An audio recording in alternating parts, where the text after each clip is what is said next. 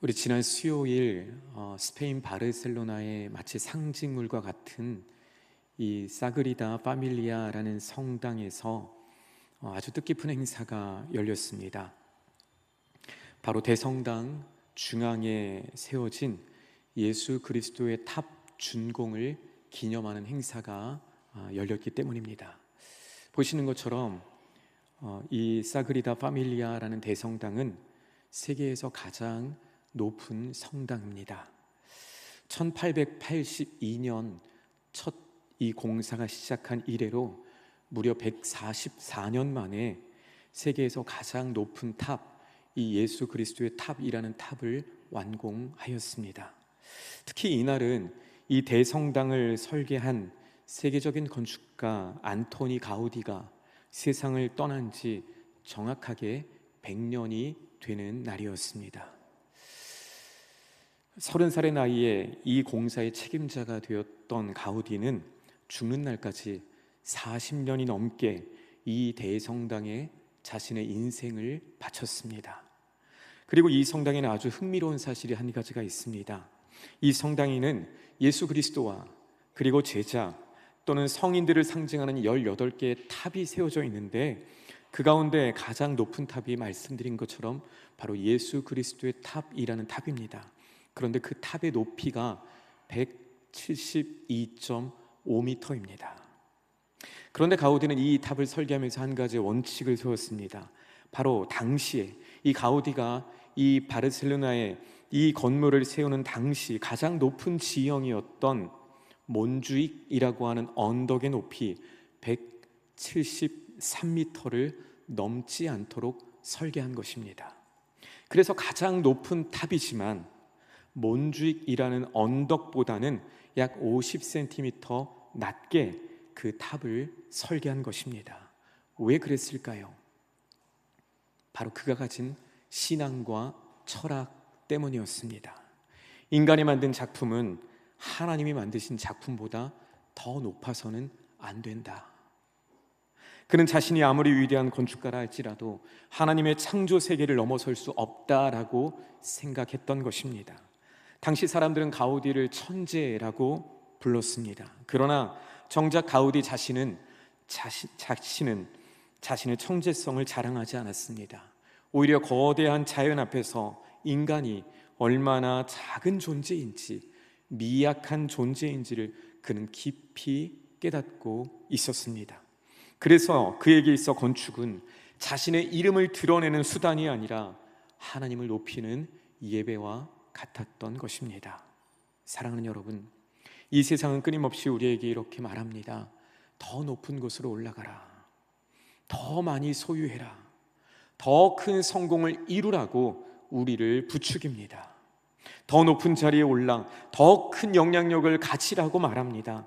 그러나 이 가우디의 건축물은 우리에게 이렇게 질문합니다. 당신은 누구를 높이며 살고 있습니까? 사랑하는 여러분, 인류의 첫 번째 죄가 무엇인지 아십니까? 그것은 바로 하나님께서 주신 자신의 자리에 만족하지 않고 스스로 하나님처럼 높아지려 했던 것입니다. 인류의 첫 번째 죄는 바로 자기 자신을 하나님처럼 높이는 데서 시작되었습니다. 또 하나님께서 신할 평지에서 이 사람들을 심판하시고 언어를 흩으셨던 이유가 어디에 있습니까? 사람들이 자신의 이름을 드높이기 위하여 하늘에 닿는 탑을 쌓으려 하였기 때문입니다. 여러분, 죄의 본질은 하나님보다 자기 자신을 높이는 것입니다. 그러나 하나님께서 기뻐하시는 길은 그 정반대의 길입니다. 스스로 높아지는 길이 아니라 하나님을 높이는 길입니다. 자신의 영광을 구하는 길이 아니라 하나님의 영광을 구하는 길입니다.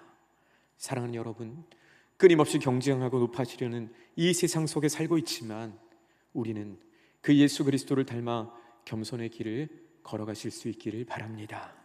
자신을 드러내기보다 하나님을 드러내고 자신의 이름을 높이기보다 예수 그리스도의 이름을 높이는 참된 성도가 되실 수 있기를 바랍니다. 그래야 우리의 삶과 우리의 가정이, 그리고 우리의 교회 공동체가 자신의 영광을 높이 쌓아 올리려는 바벨탑이 아니라 하나님의 이름을 높여드리는 거룩한 성전이 될 수 있기를 주님의 이름으로 축원합니다. 오늘 말씀은 사도 바울이 고린도 교회에 보낸 편지입니다. 특별히 고린도 교회는 이 바울이 2차 전도 여행 중에 고린도에 약 1년 6개월간을 머물면서 세웠던 교회가 이 고린도 교회였습니다. 그런데 몇 년 후에 바울은 에베소에서 사역하고 있을 때 그곳에서 복음을 전하는 가운데 고린도 교회에 여러 문제의 소식들을 듣게 되었습니다. 그리고 그 복잡한 문제 가운데 처해 있는 이 고린도 교회를 안타까워하고 사랑하는 마음으로 기록한 편지가 바로 이 고린도 전서의 말씀입니다. 오늘 고린도 전서를 읽어보면 그래서 교회 안에, 이 고린도 교회 안에 어떤 문제가 있었는지를 발견할 수 있습니다. 특별히 오늘 1장 나오는 것처럼, 1장에 기록되는 것처럼 교회 안에 여러 가지 분열과 파당의 문제가 이 고린도 교회 안에 아주 심각한 문제였습니다. 서로 나뉘어서 나는 바울에게 속해 있다, 나는 아볼로에게 속해 있다, 나는 게바에게 또는 나는 그리스도에게 속해 있다라고 각자 분열하고 파벌을 나누는 문제가 아주 심각한 문제로 고린도 교회 안에 자리 잡고 있었다라는 것입니다. 뿐만 아니라 이 고린도서를 읽어보면 교회 안의 성적인 문제들, 또는 성도들끼리 세상 법정에서 서로를 고소하는 문제들, 또는 무질서의 문제들, 성만찬의 문제 등 아주 다양한 문제들이 이 고린도 교회 안에 산적해 있다는 것을 발견하게 됩니다. 그렇다면 바울은 이와 같은 고린도 교회의 다양한 문제를 어떻게 돕고 또 이 문제를 어떻게 해결하려 했을까요? 놀랍게도 오늘 바울은 문제 하나하나를 지적하는 것으로 오늘 그것을 시작하지 않습니다. 더 좋은 제도를 만들고 더 유능한 지도자를 세우는 것을 대안으로 제시하지 않습니다. 바울이 가장 먼저 붙들었던 것은 바로 그리스도의 십자가였습니다. 18절 말씀 함께 읽겠습니다. 십자가의 도가 멸망하는 자들에게는 미련한 것이요 구원을 받는 우리에게는 하나님의 능력이라. 아멘. 바울은 이 고린도 교회의 수많은 문제들 앞에 가장 먼저 예수 그리스도의 십자가를 제시합니다. 왜 바울은 가장 먼저 이 그리스도의 십자가, 그 십자가의 복음에 대해서 이야기를 하고 있을까요? 그것은 이 고린도 교회의 문제가 단순히 겉으로 드러난 데 있기 때문이 아니라는 사실입니다. 더 깊은 문제는 이 고린도 교회가 복음의 중심인 십자가를 잃어버린 데 있었기 때문입니다. 십자가를 잃어버리자 자기 자신을 자랑하기 시작하고, 십자가를 잃어버리자 자신의 권리와 이익을 앞세우기 시작하였고, 십자가를 잃어버리자 거룩함보다 세상의 가치들이 이 교회 안에 깊숙이 스며들었기 때문입니다. 결국 고린도 교회의 문제는 서로 다른 문제가 아니라 바로 예수 그리스도의 십자가가 그 교회의 중심에서, 성도들의 신앙의 중심에서 밀려난 결과였음을 오늘 바울은 이 말씀을 통해서 보여주고 드러내고 있는 것입니다. 사랑하는 여러분, 우리 안에 예수 그리스도의 십자가가 살아있으면 우리가 무엇을 깨닫게 될까요? 첫째로 내가 얼마나 큰 죄인인지를 깨닫게 됩니다. 그리스도의 십자가가 우리 안에 세워지면 우리가 경험하는 것은 바로 내가 얼마나 심각한 죄인인지를, 내가 얼마나 주님 앞에 서기에 자격이 없는 그런 죄인인지를 깨닫게 된다는 사실입니다. 십자가는 우리의 죄가 얼마나 크고 중한지를 보여주는 하나님의 거울과 같습니다. 여러분, 아마 오늘 아침에도 여러분 모두 거울 앞에 서셨을 겁니다. 옷매무새를 만지고 또 머리를 손질하기도 하고, 우리 여자분들은 화장을 하시고 또 남자분들은 넥타이를 매시고 등등의 거울을 보며 우리의 옷 매무새를 다듬으셨을 것입니다. 거울은 언제나 우리의 있는 모습, 이 겉모습을 그대로 비춰줍니다. 마찬가지로 십자가는 우리의 영적인 모습을 그대로 비춰줍니다. 우리는 종종 자신이 괜찮은 사람이다라고 생각합니다. 교회 안에 있고 또 성경도 읽고 또 적당히 내게 주어진 일들도 감당하면서 살아가고 있기 때문에 나는 꽤 괜찮은 사람이다 라는 생각이 우리 안에는 언제나 자리하고 있습니다. 다른 사람과 비교하면서 그래도 나는 저 사람보다는 낫지 않은가 라는 마음이 우리 마음에 끊임없이 찾아옵니다. 그러나 십자가 앞에 서면 우리는 그럴 수 없습니다. 하나님의 아들이신 예수님께서 십자가에 달리셔야만 했을 정도로 우리의 죄가 심각하다라는 사실을 십자가는 우리에게 말해주고 있기 때문입니다. 만약 인간이 스스로의 선행과 노력으로 구원을 받을 수 있었다면, 우리가 스스로 우리의 죄의 문제를 해결할 수 있을 정도로 우리가 그러한 죄 가운데 있었더라면 우리 주 예수님께서 이 땅에 오셔서 십자가에서 죽으실 이유는 전혀 없었습니다. 그러나 죄의 값이 너무나 크고 무거웠기에 하나님은 그 아들 예수 그리스도를 우리에게 보내셔서 우리를 대신하여 십자가를 지게 하시고 십자가에서 돌아가신 것입니다. 그러므로 우리가 십자가 앞에 설 때마다 우리는 나는 괜찮은 사람입니다 라는 말을 잃어버리게 되고, 대신 주님, 저는 죄인입니다, 주님의 은혜가 아니면 저는 한순간도 살아갈 수가 없습니다 라는 고백을 드리게 되는 것입니다. 바울도 십자가를 깊이 묵상하면 묵상할수록 자기 자신을 높이지 않았습니다. 그래서 오히려 그는 수많은 주님의 사역들, 주님께서 맡겨주신 그 어마어마한 사역들을 감당하면서도 이렇게 고백하였습니다. 나는 죄인 중에 괴수입니다. 나는 죄인 중에서도 죄인이며 죄인 중에서도 누구와 비할 수 없는 괴수와 같은 사람이 바로 나 자신입니다를 고백할 수밖에 없었던 것입니다. 사랑하는 여러분, 십자가를 멀리하면 멀리할수록 우리는 교만에 깊이 빠지지만, 그러나 십자가에 가까이 하면 가까이 할수록 우리는 주님 앞에서 우리 자신을 보며 겸손한 삶을 살아가게 되는 것입니다. 사랑하는 여러분, 십자가 앞에 나가는 저 여러분 되시기를 바랍니다. 십자가 앞에서 나 자신의 죄를 발견하고 깊이 회개하며 더 겸손한 성도로 빚어져가는 저 여러분 되실 수 있기를 주님의 이름으로 축원합니다.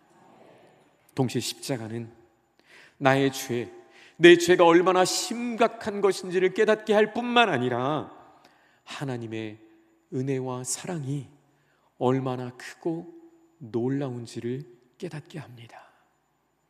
우리는 십자가 앞에서 하나님의 사랑이 얼마나 크고 놀라운지를 깨달을 수 있다라는 것입니다.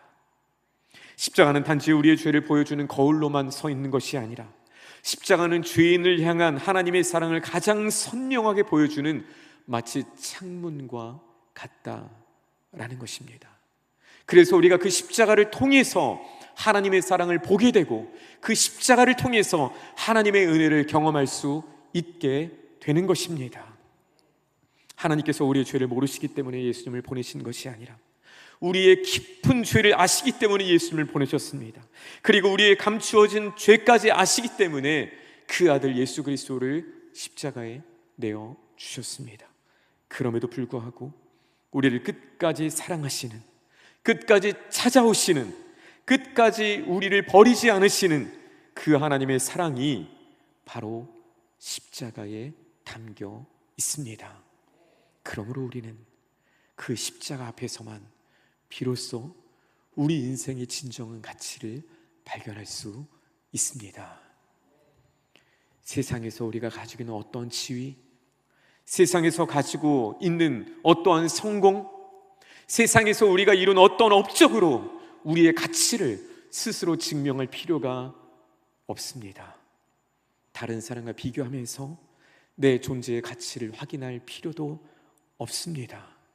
나는 하나님의 사랑받는 자녀요, 하나님이 그 아들 예수 그리스도를 내어주실 만큼, 그의 생명을 내어주실 만큼 사랑받는 존재라는 사실을 우리는 십자가를 통해서만 깨달을 수 있는 것입니다.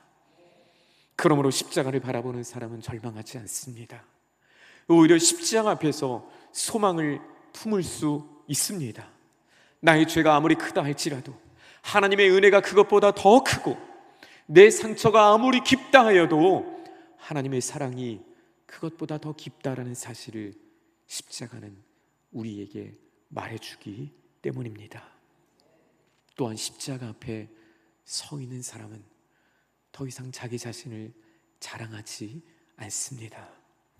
자신의 의로움을 내세우기보다 오직 십자가의 주님의 은혜만을 자랑하게 되는 것입니다.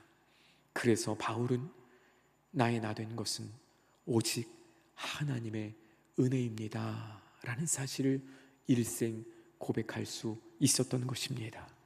사랑하는 여러분, 날마다 십자가 앞에 나아가는 저 여러분 되시기를 바랍니다. 십자가 앞에서 나의 죄 때문에 깊이 아파하지만, 그러나 그 십자가를 통해서 그 죄인인 나를 사랑하시는 하나님의 은혜를 깊이 경험하여 그 은혜 가운데 살아가는 저 여러분 되실 수 있기를 주님의 이름으로 축원합니다. 바울은 계속해서 이 십자가의 복음을 받아들이지 못하는 두 부류를 이렇게 소개하고 있습니다. 22절 말씀입니다. 유대인은 표적을 구하고 헬라인은 지혜를 찾으나. 오늘 본문에는 십자가 복음을 받아들이지 못했던 대표적인 두 부류의 사람들이 언급됩니다. 먼저는 유대인들입니다. 이들은 표적을 구하는 사람들입니다. 그들은 하나님보다 하나님이 행하시는 기적에 더 관심이 많았던 사람들입니다. 예수님께서 수많은 기적을 그들에게 보여주셨음에도 불구하고 그들은 또 다른 기적을 요구하였습니다. 종교개혁자 깔뱅은 이런 유대인들을 가리켜 끊임없이 새로운 기적을 갈망하는 사람들이라고 말했습니다. 여러분, 오늘날에도 이러한 비슷한 일들이 있습니다. 하나님보다 체험을 더 깊이 추구하는 것입니다. 물론 기도의 응답도 중요하고 우리가 하나님 앞에서 경험하는 은혜로운 체험도 중요합니다. 그러나 그것들은 우리를 살아계신 하나님께로 인도하는 표지일 뿐, 그것이 우리의 목적지가 될 수는 없다는 사실입니다. 다시 말해 믿음의 중심은, 우리의 삶의 중심은 체험이 아니라, 표적이 아니라, 기적이 아니라 하나님 자신이라는 것입니다. 반면 헬라인들은 지혜를 찾았습니다. 여기서 말하는 지혜는 인간의 이성과 철학들을 의미합니다. 특별히 당시 고린도에 유행하였던 수사학, 철학, 웅변술과 같은 것들을 말하는 것입니다. 그들에게 있어서 철학과 학문과 논리와 토론은 최고의 권위였습니다. 그래서 하나님이 인간이 되어 이 땅에 오셨다, 하나님이 죄인을 위해서 십자가에 죽으셨다라는 이 복음은 도무지 이해할 수도 받아들일 수도 없는 이야기였습니다. 그들의 눈에 볼 때 십자가는 지혜가 아니라 어리석음처럼 보였습니다. 그때 그들에게는 하나님이 일하실 자리가 없었습니다. 모든 것을 인간의 생각과 인간의 경험과 인간의 이성으로 판단하려 하였기 때문입니다. 그러나 우리가 잘 알고 있는 것처럼 하나님은 인간의 이성으로, 인간의 지혜로 알 수 있는 분이 아닙니다. 오직 하나님께서 우리에게 은혜를 부어주셔서 우리의 믿음의 눈을 열어주시고 우리의 영적인 귀를 열어주셔서 하나님의 은혜 가운데 그것이 생명의 말씀으로 이해되고 깨달아지는 것, 그리고 그것을 믿음으로 받아들이는 것입니다. 그래서 오늘 바울은 유대인들이 원하는 표적도 헬라인들이 추구하는 지혜도 전하지 않습니다. 바울은 23절 상반절에서 이렇게 말합니다. 우리는 십자가에 못 박히신 그리스도를 전하니. 아멘. 바울이 전하는 것은 오직 그리스도의 십자가에 못 박히신 예수 그리스도였습니다. 왜냐하면 사람을 참되게 변화시키는 능력, 사람을 구원하는 능력, 이 세상을 온전케 하는 능력은 표적이나 기적에 있는 것이 아니라, 인간의 지혜와 이성에 있는 것이 아니라 오직 십자가에 달려 돌아가시고 부활하신 우리 주 예수 그리스도께 있기 때문입니다. 사랑하는 여러분, 오늘 우리도 유대인처럼 눈에 보이는 체험만을 추구할 수 있습니다. 또는 헬라인처럼 자신의 생각이나 경험이나 지식을 더 의지할 수도 있습니다. 그러나 우리의 믿음은, 그리고 우리의 신앙은, 우리의 인생은 그와 같은 것들로 세울 수 있는 것들이 아닙니다. 우리의 믿음은 오직 십자가에 달리신 예수 그리스도, 그 주님 위에 세워져야 하는 줄 믿습니다. 십자가만이 죄인을 구원하시고, 십자가만이 사람을 변화시키며, 십자가만이 우리를 하나님께로 인도하는 줄 믿습니다. 바울은 오늘 본문에서 이제 결론과 같은 말씀을 전하고 있습니다. 24절 말씀 우리 함께 읽겠습니다. 오직 부르심을 받은 자들에게는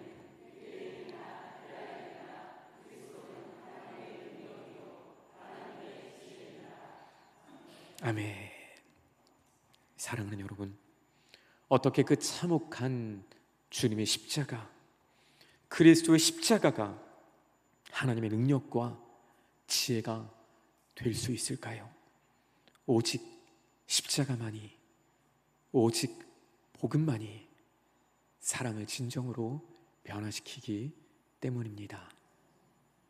2005년 미국 전역을 떠들썩하게 했던 한 사건이 있었습니다. 브라이언 니콜라스라는 남성이 재판을 받던 중에 법정에서, 이 재판정에서 총을 빼앗아 판사와 법원 직원들을 살해하고 도주한 사건이 일어났기 때문입니다. 미국 전역의 공포에 빠졌고 경찰은 대대적인 수색에 나섰지만 며칠 동안 그의 행방이 묘연하였습니다. 그런데 도주 중이던 니콜라스는 어느 날 새벽 애틀란타에 살고 있던 한 여성의 집에 침입해서 그녀를 인질로 잡았습니다. 이 여성의 이름이 애슐리 스미스였습니다. 그런데 이 애슐리 스미스 역시 상처가 많은 사람이었습니다. 아주 어려운 가정 형편에서 자랐고 남편을 잃었으며 약물 중독으로 인하여 딸의 양육권까지 잃어버린 그런 상태였습니다. 그러나 그녀는 최근 예수님을 만나, 그 당시 예수님을 만나 복음 안에서 새로운 삶을 살아가고 있을 때였습니다. 인질로 붙잡힌 상황에서도 그녀는 두려움에 사로잡히지 않았습니다. 오히려 니콜라스에게 자신의 이야기를 들려주었습니다. 나도 당신처럼 무너진 인생을 살았습니다. 나도 당신처럼 절망적인 삶을 살았습니다. 그러나 예수님께서 나를 변화시키셨습니다. 그리고 그날 밤 그녀는 그에게 예수님에 대해서 이야기하기 시작하였습니다. 놀랍게도 이 니콜라스의 마음이 열리기 시작했습니다. 그는 그녀의 마음을 들으며 자신의 마음을 돌아보았고 밤새 그녀와 이야기를 나누었습니다. 그리고 다음 날 그는 총을 내려놓고 경찰에 투항하였습니다. 체포된 후에 그는 이 애슐리 스미스를 가리켜 이렇게 말했습니다. 그녀는 하나님이 내게 보내신 천사였습니다. 물론 이것이 니콜라스의 회심을 말하는 것이라고 말하기는 어려울 것입니다. 그러나 분명한 사실이 있습니다. 복음으로 변화되었던 한 사람이 또 다른 사람의 삶에 분명한 영향을 끼쳤다라는 것입니다. 그녀는 먼저 예수 그리스도를 만나서 깊이 변화되었습니다. 절망과 중독에서 상처 속에 살아가고 있던 그녀가 십자가의 은혜를 경험하였습니다. 그리고 그 변화된 삶은 자신의 삶뿐만 아니라 극악한 범죄자의 마음까지도 움직이는 통로가 되었다는 것입니다. 사랑하는 여러분, 십자가는 사람을 진실로 변화시키는 하나님의 능력입니다. 눈에 보이는 기적이 사람을 변화시키는 것이 아니라 우리의 이성과 철학과 경험과 이 모든 학문이 우리에게 삶의 변화를 일으키는 것이 아니라 상처 입은 사람을 회복시키고 무너진 사람을 새롭게 하며 또 다른 인생을 변화시키는 참된 능력은 바로 십자가에 있는 줄로 믿습니다. 여러분, 예수님의 제자들을 생각해 보십시오. 십자가 사건 이후에 그들은 두려움에 떨며 문을 걸어 잠그고 숨어 있었습니다. 그러나 그들이 부활하신 주님을 만나고 그리고 성령을 경험하며 십자가의 의미가 무엇인지를 깊이 깨달은 순간 그들은 완전히 다른 사람이 되었습니다. 그들 중에 그 어느 누구도 자기 자신을 위해 살아가지 아니하며 자신을 위하여 십자가에서 죽으신 그 예수 그리스도를 위해 자신의 생명을 아끼지 않는 삶을 살게 되었습니다. 초대교회 성도들은 어떻습니까? 이들은 십자가의 주님을 경험하고 로마의 극심한 박해, 그 어마어마한 박해 속에서도 그 십자가를 단단히 붙잡고 끝까지 예수 그리스도를 주님이라고 고백하는 것을 포기하지 않았습니다. 더 나아가 그 연약하고 보잘것없는 하나님의 사람들은 세상을 변화시키는, 사람을 변화시키는 생명의 통로로 쓰임 받았습니다. 그래서 오늘 바울은 십자가를 가리켜 하나님의 능력이요 하나님의 지혜라고 말하는 것입니다. 말씀을 맺겠습니다. 사랑하는 여러분, 세상은 끊임없이 우리를 향하여 더 높아지라고 말합니다. 더 많은 힘을 가지라고, 더 뛰어난 지혜를 가지라고 요청합니다. 그러나 바울은 오늘 우리에게 전혀 다른 길을 보여줍니다. 세상이 추구하는 힘과 지혜가 아니라 그리스도의 십자가로 돌아가라고 말하고 있습니다. 하나님 우리를 십자가로 구원하셨습니다. 그래서 우리는 십자가 앞에서 우리의 죄를 깨달을 뿐만 아니라 그 죄인을 향하신 하나님의 사랑을 깊이 깨닫게 되는 것입니다. 십자가는 우리를 늘 겸손하게 만들고 십자가는 낙심한 우리에게 소망을 주는 것입니다. 그리고 십자가는 우리를 변화시키고 변화된 우리를 통하여 또 다른 사람들을 주님께로 이끄는 삶으로, 그 위대한 삶의 자리로 우리를 이끄시는 줄로 믿습니다. 고린도 교회의 문제는 무엇입니까? 그들이 단순히 겉으로 드러내는 차원의 문제가 아니라 그들의 중심에 십자가, 그리스도의 십자가를 잃어버렸다라는 데 있습니다. 십자가를 잃어버리자 자기 자신을 자랑하고, 십자가를 잃어버리자 세속의 물결에 휩싸이고, 십자가를 잃어버리자 거룩한 교회는 속도인 세상을 닮아가기 시작했던 것입니다. 사랑하는 여러분, 오늘 우리 안에 그리스도의 십자가가 굳건하게 세워지기를 바랍니다. 그 십자가를 단단히 붙잡고 그 십자가 앞에 나아가 나의 죄를 발견할 뿐만 아니라 그 십자가를 통해서 나를 향하신 하나님의 사랑을 발견하는 저 여러분이 되실 수 있기를 바랍니다. 그래야 우리의 삶이 나 자신을 드러내는 삶이 아니라, 나 자신의 어떠함을 자랑하는 삶이 아니라 십자가에 죽으신 예수님만 자랑하고 드높이는 삶, 그래서 서로 경쟁하며 높아지려는 바벨탑을 쌓는 인생이 아니라 오직 하나님만 높이고 예수 그리스도만 영화롭게 하는 거룩한 성전된 삶의 자리로 나아갈 수 있기를 주님의 이름으로 간절히 축원합니다.